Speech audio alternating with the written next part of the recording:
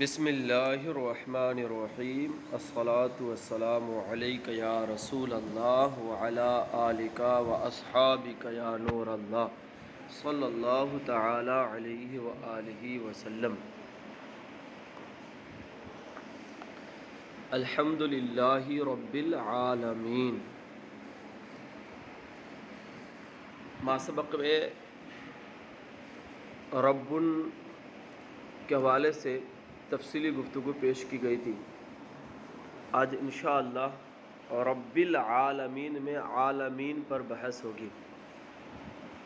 تو بتایا کہ عالمین عالم کی جمع ہے، اور عالم اس میں اعلیٰ کا معنی رکھتا ہے۔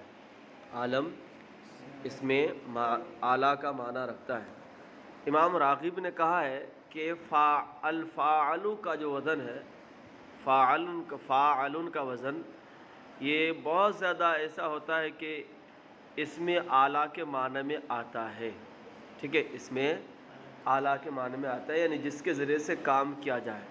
ٹھیک ہے، جیسا کہ کل خاتم کہتے ہیں ما یختم بہ کو، عالم ما یعلم بہ، ٹھیک ہے، جس کے ذریعے سے جانا جائے، جس کے ذریعے سے جانا جائے۔ جیسا کہ خاتم ما یختم بہ، خاتم جس کے ذریعے سے مہر لگایا جائے۔ والقالب ما یطبع بہ، جس کے ذریعے سے ڈھالا جائے۔ ٹھیک ہے، تو اسی کو کہا کہ والعالم اسم لما یعلم بہ، اور عالم اسم ہے اس کا جس کے ذریعے سے کوئی چیز جانی جائے۔ کل خاتم، جیسا کہ خاتم کہتے اس کو جس کے ذریعے سے ما یختم بہ، جس کے ذریعے مہر لگائی جائے۔ اور والقالب، اور قالب ما یتبع بہ، جس کے ذریعے سے ڈھالا جائے۔ غلبہ فیما یعلم بہ الصانع۔ اب یہاں پر یہ کہا گیا کہ عالم کا معنی تو یہی ہے، عام معنی ہے کہ ما یعلم بہ الشیء، جس کے ذریعے سے کوئی چیز جانی جائے۔ اس اعتبار سے جیسے کتاب بھی یہ عالم ہے، کیونکہ اس کے ذریعے سے بھی جانا جاتا ہے، کتاب کے ذریعے سے علم حاصل کیا جاتا ہے، کسی چیز کے بارے میں جانا جاتا ہے، تحریر کتاب، تو یہ سب کو شامل عام ہے اصل کے اعتبار سے۔ لیکن بعد میں اس کا استعمال، بعد میں اس کا استعمال کیا ہو گیا، صانع کے ساتھ خاص ہو گیا، غالب ہو گیا۔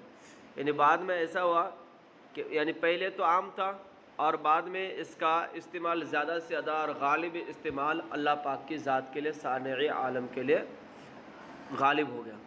والغالب غلبہ فیما یعلم بہ صانع، غالب ہو گیا بعد میں اس کے لیے جس کے ذریعے سے صانع تعالیٰ کا علم حاصل کیا جائے، صانع تعالیٰ کو، اللہ تبارک و تعالیٰ کو جانا جائے۔ ٹھیک ہے، وَهُوَ كُلُّ مَا سِوَاهُ مِنَ الْجَوَاهِرِ وَالْأَعْرَاضِ۔ اب یہ کہ عالم کیا ہے، عالم کس کو کہتے ہیں، تو اس کی تعریف کی۔ عالم وہ ہے، عالم یعنی اس کا تو لغوی معنی ہے یہ کہ ما یعلم بہ۔ اب ایک کہ عالم کس کو کہتے ہیں، ٹھیک ہے، یعنی ما یعلم بہ صانع کا علم حاصل ہوتا ہے، صانع کو جانا جاتا ہے، کس کے ذریعے سے، ٹھیک ہے جی، عالم کے ذریعے سے۔ تو عالم کیا ہے، تو کہہ رہے وَهُوَ كُلُّ مَا سِوَاهُ مِنَ الْجَوَاهِرِ وَالْأَعْرَاضِ، اور عالم ہر اس چیز کو کہتے ہیں جو اللہ پاک کی ذات کے علاوہ جواہر و اعراض ہے، جواہر و اعراض ہے، خواہ وہ جواہر کے قبیل سے ہو یا اعراض کے قبیل سے ہو، کیونکہ اس کے ذریعے سے یعنی یہ چیزیں جو ہے دلالت کرتی ہے اللہ پاک کے وجود پر، صانع کے وجود پر۔ اچھا، فَإِنَّهَا لِإِمْكَانِهَا وَإِفْتِقَارِهَا إِلَى مُؤَثِّرٍ وَاجِبٍ لِذَاتِهِ تَدُلُّ عَلَى وُجُودِهِ۔ اب یہ کہ ما سوى اللہ کو عالم کیوں کہا جاتا ہے، اس کی وجہ بتائی۔ فَإِنَّهَا، اس لیے کہ ما سوى اللہ جو بھی اعراض اور جواہر ہیں، یہ چونکہ ممکن ہے اور اپنے وجود میں ایک کسی مؤثر واجب الوجود کا محتاج ہے۔ بھئی یہ کیا ہے، ممکن ہے یہ سب کے سب، اور ہر ممکن کے لیے کیا وجود اور عدم دونوں کے دونوں برابر ہوتا ہے، ممکن کے لیے کیا وجود و عدم برابر ہوتا ہے، تو اس کے وجود جانب وجود کو ترجیح دینے کے لیے ضروری ہے کسی مؤثر کا ہونا، کسی مؤثر کا ہونا جو مؤثر کیا کرے اس کو وجود بخشے، اور وہ واجب، اور جو مؤثر ہوگا وہ واجب ہوگا، وہ ممکن نہیں ہوگا. ٹھیک ہے جی. تو جب بھی کوئی ممکن، جب بھی کسی ممکن کا وجود ہوگا تو اس کے ذریعے سے یہ علم حاصل ہو جائے گا، یعنی وہ دلالت کرے گا اس ممکن کا وجود کس پر؟ واجب الوجود کے وجود پر. نہیں سمجھا؟ بس میں آ رہی، کیونکہ اس کا جب وجود ہوا تو اس کا مطلب ہے کہ کوئی واجب الوجود ہے جس نے اس کو وجود بخشا ہے. ٹھیک ہے. تو کہہ رہے ہیں فَإِنَّهَا لِإِمْكَانِهَا، اس لیے کہ اس کے ممکن ہونے کی وجہ سے، وَإِفْتِقَارِهَا إِلَى مُؤَثِّرٍ، اور اپنے وجود میں ایک مؤثر کا محتاج ہونے کی وجہ سے، مؤثر واجب لذاتہ کا محتاج ہونے کی وجہ سے، تدل و دلالت کرتے ہیں علی وجودہ، کس پر؟ ذات باری تعالیٰ یعنی شان عالم کے وجود پر. ٹھیک ہے. تو ما سوی اللہ، جتنے جواہر و اعراض یہ سب کے سب کیا کرتے ہیں؟ اللہ پاک کے یعنی شان عالم کے وجود پر دلالت کرتے ہیں. ٹھیک ہے. اس لیے ان کو عالم کہا گیا. اب یہاں پر یہ ہے وَإِنَّمَا جَمَعَهُ لِيَشْمُلَ مَا تَحْتَهُ مِنَ الْأَجْنَاسِ. اب یہ کہ عالمین جمع کیوں لایا گیا؟ عالمین جمع کیوں لایا گیا؟ رب العالمین میں، العالمین میں الف لام کیا جنس کا ہو یا استغراق کا ہو، تو اس سے جو ہے عالم کے سارے افراد کو تو شامل ہو ہی جائے گا. تو پھر اس کو جمع لانے کی کیا حاجت ہے، کیا ضرورت ہے؟ تو اس کو بتایا گیا کہ دیکھیں اس کو جمع لایا گیا اس لیے کہ کہیں یہ وہم نہ ہو جائے. اس وہم کو دور کرنے کے لیے کہ اگر اس کو جمع نہ لاتے تو یہ وہم ہو سکتا تھا کہ العالمین میں الف لام جو ہے عہد کا ہے. ٹھیک ہے. عہد کا ہے، اور عالم سے مراد معہود یعنی وہی جو خارج میں موجود عالم ہے، جو عالم مشاہد ہے. ٹھیک ہے. عالم مشاہد ہے. ٹھیک ہے. وہی مراد ہے. تو یہ وہم ہو سکتا تھا کہ الف لام یہاں پر کیا عہد کا ہے اور اس کا معہود عالم مشاہد ہے. ٹھیک ہے. تو پھر جو ہے اس بنیاد پر عالمین لایا، عالمین لایا تاکہ کیا ہو جائے؟ سارے عالم کو شامل ہو جائے. بات میں آ رہی ہے؟ سارے عالم کو شامل ہو جائے. کھاؤ کہ عالم مشاہد ہو یعنی جو دنیا جو جس کو آپ دیکھ رہے ہیں یہ ہو، یا جو آپ کی نگاہوں سے اوجھل ہے وہ ہو، سب کو شامل ہو جائے. نہیں سمجھ رہے؟ کہ عالمین جمع لایا کیوں؟ اس بنیاد پر کہ کہیں یہ وہم نہ ہو جائے، وہم نہ ہو جائے کہ کہیں یہ وہم نہ ہو جائے کہ یہاں پر جو الف لام ہے یہ عہد کے لیے اور معہود عالم مشاہد ہے، عالم مشاہد ہے. اس لیے جمع لایا تاکہ یہ سمجھ میں آ جائے، یہ سمجھ میں آ جائے کہ یہاں پر جو نا صرف اور صرف عالم مشاہد مراد نہیں ہے، بلکہ کیا ہے؟ عالم مشاہد کے علاوہ دیگر سارے عالم مراد ہیں. ٹھیک ہے. اچھا، ایک صورت اس کی یہ بھی کہہ سکتے ہیں کہ مفرد اگرچہ الف لام استغراق کا ہو اور اپنے سارے افراد کو شامل ہو، لیکن وہ اختلاف اجناس پر دلالت نہیں کرتا ہے. کیا کرتا ہے؟ اختلاف اجناس پر دلالت نہیں کرتا ہے. تو یہ ہوا کہ یہاں پر اس کو جمع لایا گیا تاکہ اختلاف اجناس پر دلالت کرے. ٹھیک ہے. اختلاف اجناس پر دلالت کرے. کیونکہ دو چیزیں یہاں پر کہ اپنے ماتحت سارے افراد کو شامل ہونا یہ تو استغراق کے ذریعے سے ہوتا ہے، لیکن یہ کہ کسی جنس کے تحت مختلف انواع ہے، مختلف اجناس ہے، ٹھیک ہے، اس کو استغراق شامل نہیں ہوتا ہے. ٹھیک ہے جی. استغراق کیا کرتا ہے؟ استغراق کس کو، یعنی یہاں پر دو چیزیں، ایک یہ کہ عالم کے تحت جو ہے اس کو مستغرق ہو، اور دوسرا یہ کہ اس کے تحت اجناس ہے، اس کے تحت اجناس ہے، مختلف انواع ہے، مختلف اجناس ہے، ٹھیک ہے، اس کا ذکر ہو۔ تو اگر صرف اور صرف استغراق کا لاتا تو کیا ہوتا؟ عالم کے تحت جو افراد ہیں ان کو تو شامل ہو جاتا، لیکن اس کا علم نہیں ہوتا، اور کہ اس کے مختلف اجناس ہیں، مختلف اجناس ہیں اور سارے اجناس کو یہ شامل ہے، ٹھیک ہے۔ یہ کس سے ہوتا ہے؟ یہ جمع لانے سے ہوتا ہے۔ تو دیکھو وہ انما جمعہ، اور اس کو جمع لایا، عالمین کو جمع لایا، لیشمل ما تحتہ من الاجناس، تاکہ عالم کے تحت جو مختلف اجناس ہیں سب کو شامل ہو جائیں، سب کو شامل ہو جائے، جیسے عالم حیوان ہے، عالم نبات ہے، ٹھیک ہے، وغیرہ وغیرہ۔ وغلب العقلاء، اور عقلاء کو غلبہ دیا، اور عقلاء کو غلبہ دیا، یعنی یہاں پر یہ ہوا کہ عالم، یعنی جس کے ذریعے سے صانع عالم، جس کے ذریعے سے صانع عالم کا علم حاصل ہو، یعنی ما سے اللہ جواہر اور آراز، تو یہ تو عقلاء بھی میں سے بھی ہے اور غیر عقلاء بھی ہے، عقلاء بھی ہے اور غیر عقلاء بھی ہے، پہاڑ بھی ہے تو درخت بھی ہے، ٹھیک ہے۔ عقلاء سے مراد انسان، جن، فرشتے، ٹھیک ہے، اور غیر عقلاء بھی ہیں، جیسا کہ پہاڑ ہے، پتھر ہے، درخت ہے، حجر ہے، وغیرہ وغیرہ۔ تو عالمین، عالمین جمع مذکر سالم کا صیغہ لایا، جو عقلاء کی جمع ہے، عقلاء کی جمع ہے۔ تو پھر یہ کہ عقلاء کی جمع کیوں لایا؟ غیر عقلاء جو ہے ان کے طور پر جو غیر عقلاء اوصاف کی جو جمع آتی ہے، ان کی جو جمع جس طرح آتی ہے اس طرح کیوں نہیں لایا؟ تو کہتے ہیں وہ غلب العقلاء، ٹھیک ہے۔ عالمین میں یا عالم میں عقلاء اور غیر عقلاء سبھی ہیں، مگر یہ کہ غلب العقلاء، عقلاء کو غلبہ دیا، ان میں سے عقلاء کو غلبہ دیا۔ فجمعہ بالیاء والنون، تو جمع لایا یا اور نون کے ساتھ کسائر اوصافہم، جیسا کہ عقلاء کے دیگر سارے اوصاف، کہ عقلاء کے جو اوصاف ہوتے ہیں ان کی جمع کیا ہوتی ہے؟ ان کی جمع کیا ہوتی ہے؟ یا نون کے ساتھ آتی ہے، جیسے مثال کے طور پر صائمین ہے، صائمین ہے، مصلین ہے، وغیرہ وغیرہ۔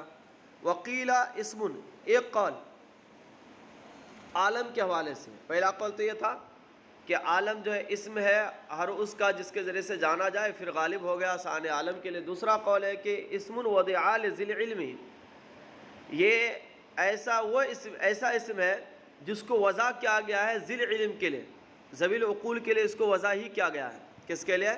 ذوی العقول کے لیے وضع ہی کیا گیا ہے۔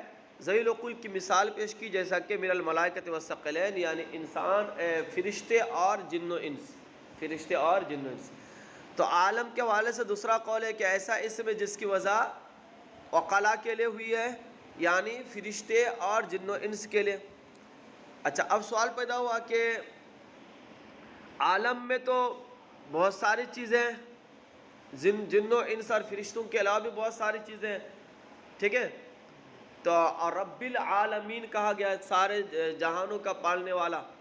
تو یہاں پر تو رب تبارک و تعالیٰ جس طرح جن و انس اور ملائکہ کا پالنے والا ہے، اس طرح جو ہے دیگر ساری چیزوں کا بھی پالنے والا ہے، اس کی بھی تربیت کرنے والا ہے۔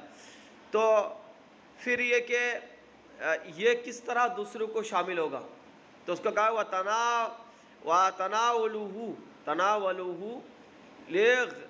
وَتَنَاوُلُهُ لِغَيْرِهِمْ عَلَى سَبِيلِ الِاسْتِطْبَاعِ، اور ان کے علاوہ دیگر چیزوں کو شامل ہونا۔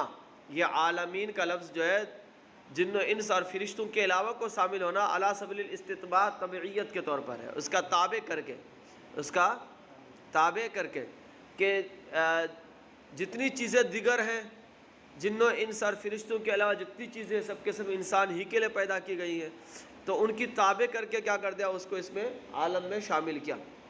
وقیلا، تیسرا قول عالم کے بارے میں، عنا بہ الناس ہا ہونا، یا کہ اس سے مراد کیا لیا گیا ہے؟ کیا لیا ہے؟ لوگ ہی مراد ہیں، انسان ہی مراد ہے صرف، ٹھیک ہے جی۔ عنیا بہ الناس ہا ہونا، یہاں پر مراد لیا گیا ہے انسان، ٹھیک ہے۔ عالمین سے مراد کیا انسان ہے، یہ اس سے بھی اخص ہے، یعنی فرشتے اور جن بھی نہیں بلکہ انسان ہے صرف۔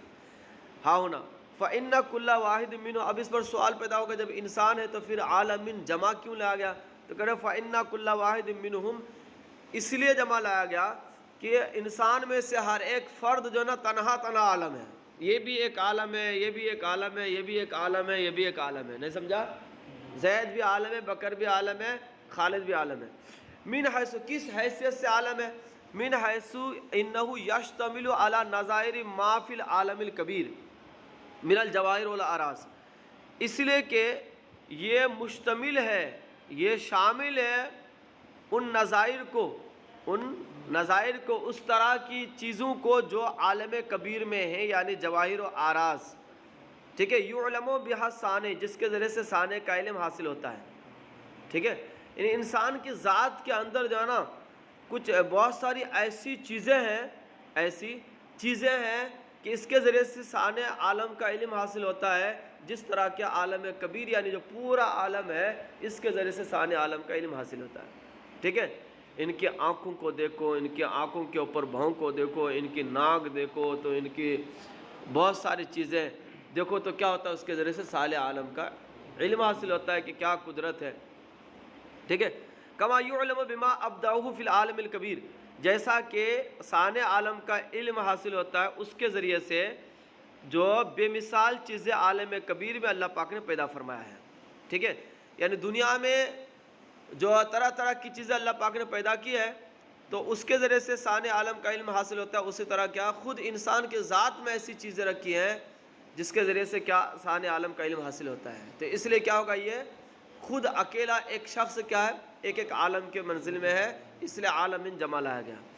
وَلِذَالِكَ سَوَّى بَيْنَ النَّظْرِ فِيهِمَا، اسی بنیاد پر تو قرآن پاک میں اللہ پاک نے برابر رکھا ہے دونوں میں غور و فکر کرنے کو، یعنی عالم کبیر میں غور و فکر کرنے کو اور خود انسان کے ذات میں اپنے ذات میں غور و فکر کرنے کو برابر قرار دیا ہے۔ وقال تعالیٰ، اللہ پاک نے فرمایا وَفِي أَنفُسِكُمْ أَفَلَا تُبْصِرُونَ، اور خود اپنی ذاتوں میں تو کیا تم نہیں دیکھتے، تم غور نہیں کرتے، یعنی عالم کبیر میں اللہ تبارک و تعالیٰ کے وجود کے دلائل موجود ہیں، اسی طرح تمہاری ذات میں بھی موجود ہے۔ تو دیکھو عالم کبیر کے مساوی قرار دیا کس کو، کہ انسان کی ذات کو، ٹھیک ہے، تو کیا ہوا، عالم کبیر میں جس طرح وجود ثانے عالم پر دلیل ہے اسی طرح کیا ہر انسان کی ذات میں وجود ثانے عالم پر دلیل ہے، اس لیے انسان چونکہ بہت زیادہ ہے اس لیے عالمین جمع لایا گیا اس کے افراد کے اعتبار سے۔ اچھا، اب یہاں پر یہ کہ قرات ہے رب العالمین کے بارے میں، وقریا رب العالمین بالنسب علی المدح، رب العالمین کو رب العالمین منصوب بھی پڑھا گیا ہے، ٹھیک ہے، منصوب بھی پڑھا گیا بالنسب علی المدح، مدح پر نصب کرتے ہوئے، یعنی منصوب بالنسب نصب کے ذریعے سے علی المدح، مدح کی بنیاد پر، یعنی امدحو فعل کے محذوب کو محذوب مان کر، ٹھیک ہے، الحمدللہ رب العالمین اے امدحو رب العالمین، اب النداء یا ندا کی بنیاد پر، اب النداء یا ندا کی بنیاد پر، یعنی الحمدللہ یا رب العالمین، یا رب العالمین، اب الفعل الذی دل علی الحمد، یا اس فعل کی بنیاد پر جس فعل پر الحمد دلالت کرتا ہے، یعنی مطلب کہ الحمدللہ رب العالمین اے الحمدللہ احمد رب العالمین، احمد رب العالمین یا نحمد رب العالمین،